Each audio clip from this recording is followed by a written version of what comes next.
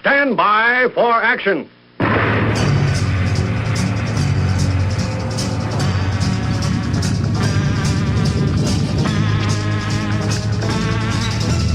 Thanks for joining me. My name is Dave Miller. I am the Unpleasant Blind Guy.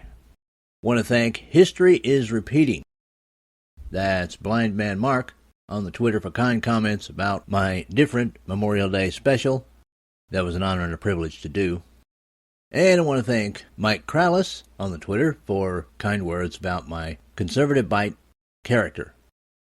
Hope both he and everybody who listened to it got something out of it, and will contact their progressive administrators and representatives, if they have them, and establishment media on the local level concerning the story of the murder of Sharnice Milton. I also encourage everyone to remember this murder and the many other black-on-black crimes that occur in the United States of America and are ignored by our establishment media. And the next time your local media outlet chooses to sensationalize a story about a white police officer shooting a black criminal, remind them of the case of Sharnice Milton. Now, some of you out there may think that I'm bringing all this up for ego, for self-aggrandizement, because I want to get something out of it. Just know that I'm bringing it up for a few reasons. Firstly, because I've been watching these stories ever since the Trayvon Martin incident. And in the background, the whole time, thousands of black people being victimized by black-on-black crime, and the establishment media paying almost no attention to it. And I'm sick of it, because these are our brothers and sisters. Many of them young, full of potential, and their lives are being wasted, usually in cities and states under progressive administrations.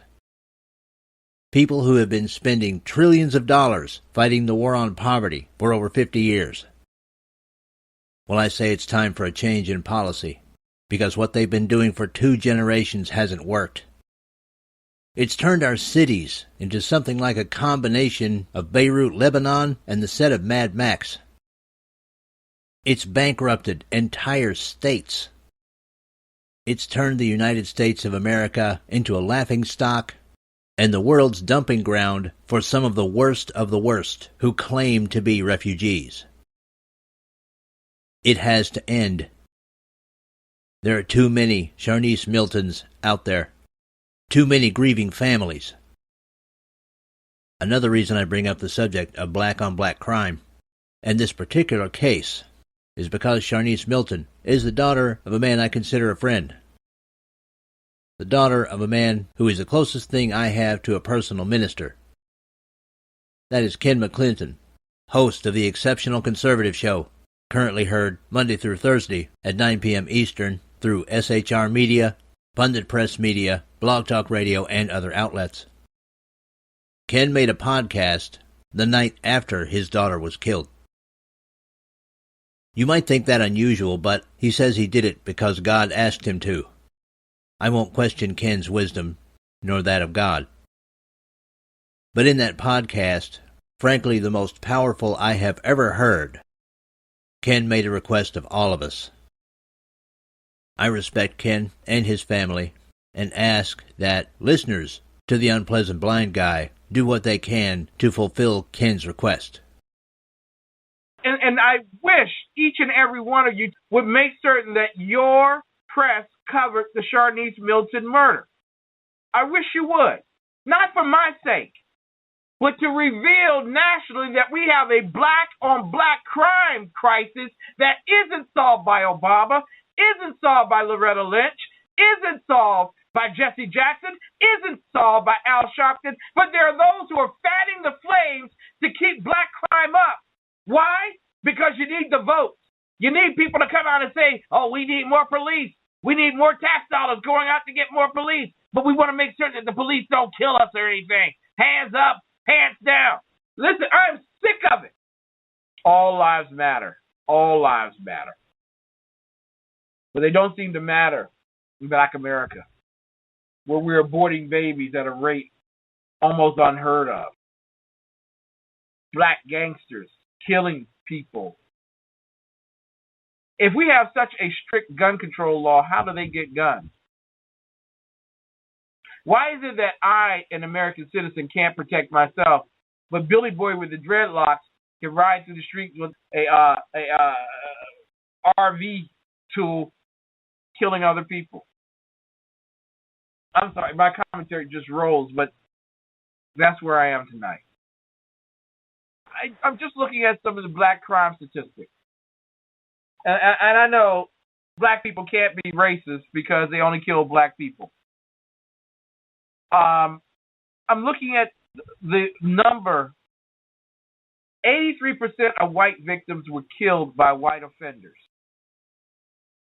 90% of black victims were killed by black offenders. 2013 FBI uniform crime. We're killing our babies. Seriously. I wish every white person would send that story around and say, I am sick of black-on-black crime. Send it to their local editor. Send it to Fox News. I am sick of black-on-black crime. The Charnice Miltons of this world deserve to live long and productive lives. And the progressive politicians and the media that has helped them need to wake up and change before even more lives are lost in the genocide of progressivism. And if I sound a little angry, you're right. I am. I'm an angry white guy. I'm angry about black-on-black crime. I'm sick of it. I'm done with it. And I hope you are too. Ken's program, The Exceptional Conservative Show, from May the 28th, will be linked, and all materials relevant to this program will be put up at UBG Contact on the Twitter. That's where you can contact me with comments, questions, show suggestions, also American suggestions. It is the main contact point for the show. Now, those of you who have listened to my program for any length of time have heard me refer to Sue from New Mexico. Sue is a prolific news researcher, going after the stories that establishment media either barely glances at, skims over, distorts, or just plain doesn't tell. This is real news, researched by a woman who is interested in the truth, regardless of who it makes look good or who it makes look bad. Last Wednesday, Sue was paneling on Live and Direct with G-Ski Rocks, a program which, like my show, can be heard through Pundit Press Media and SHR Media over Spreaker, YouTube, and, in G-Ski's case, Blog Talk Radio and other outlets. And as she so often does, Sue brought to our attention an important story that I want to bring to your attention, but I let Sue tell it in her way. There is a Marine veteran. He was going to college to get an English and teaching degree. Well, this veteran, part of, him going to college, he had to present papers and everything, so the VA, he had PTSD.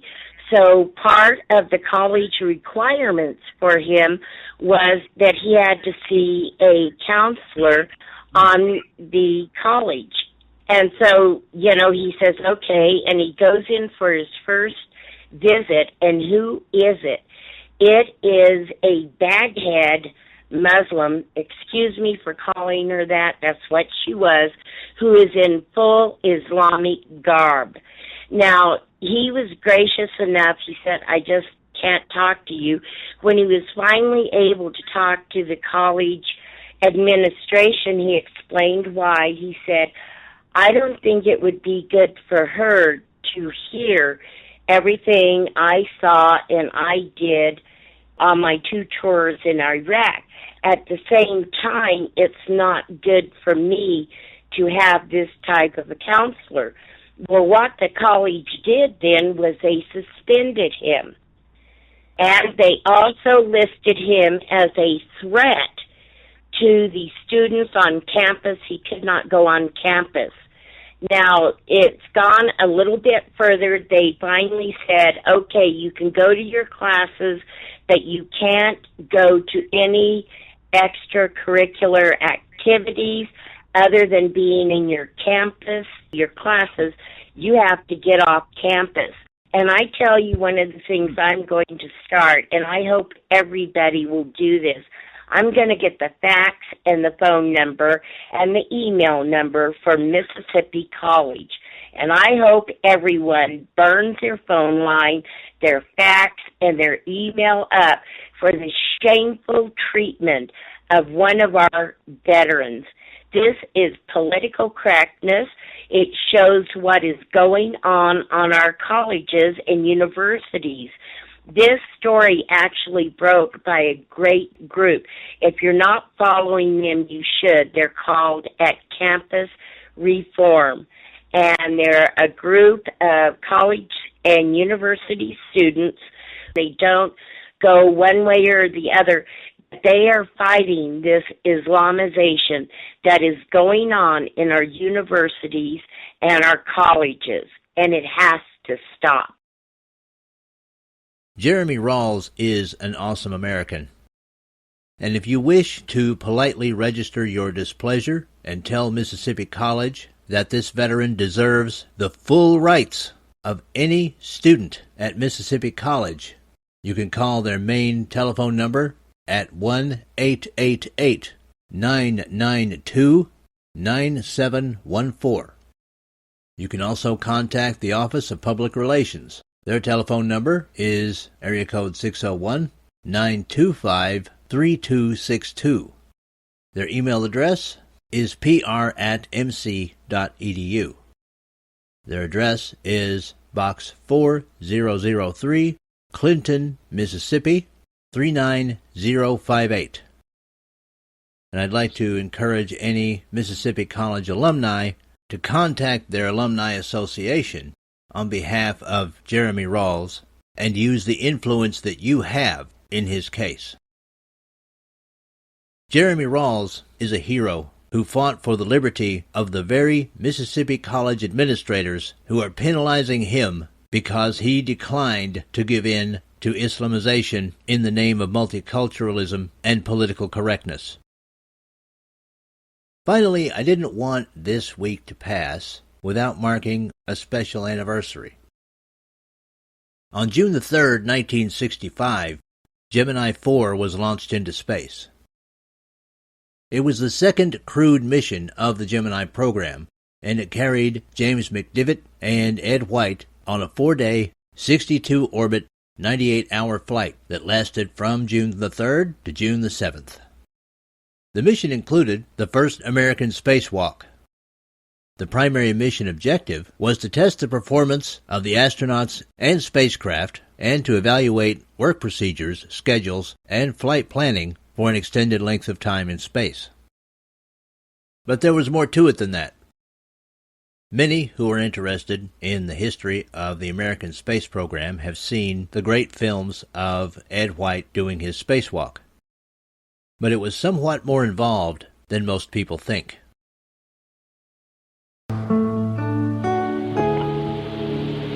Okay, I'm out. Okay, he's out. Responding to the Soviet Union's first spacewalk, astronaut Ed White steps out to greet the vastness of space on the second Gemini flight. Okay, I rolled up. I'm rolling to the right now. Under my own influence. There goes a... Looks like a thermal glove, Jim. It is. I'm coming above the spacecraft. I'm coming back down now. I'm under my own control. I feel like $1 million. I'm going to pick up. White's glide through space would be the adventure of his life, but beneath the exhilaration, a constant worry. Former spacewalker Mike Collins. If someone outside during a spacewalk became incapacitated, even partially incapacitated, you really had no choice but to unplug them and close the hatch and come on home by yourself, because there was no way that you could get an object as large as an inflated pressure suit with an immobilized person inside stuffed back inside the small right-hand seat of a Gemini. It was Hard enough when the guy inside the suit was operating at 100% capacity, he still had a tough time getting himself forced back down into that seat with enough overhead clearance to close the hatch. No one could do that for him. Spacewalking is a major and dramatic goal in preparation for landing on the moon. As we go through our present day, doing what we can for awesome Americans like Jeremy Rawls, and for potential awesome Americans like all of the young black people being victimized by black-on-black crime, let's not forget that there is still greatness in the United States of America. As exemplified by the astronauts of Gemini 4, greatness is in our people's DNA. That's it for this time. I appreciate each and every one of you. Thank you for listening, and may your God go with you. Goodbye. The Unpleasant Blind Guy is copyright 2015, Anno Domini.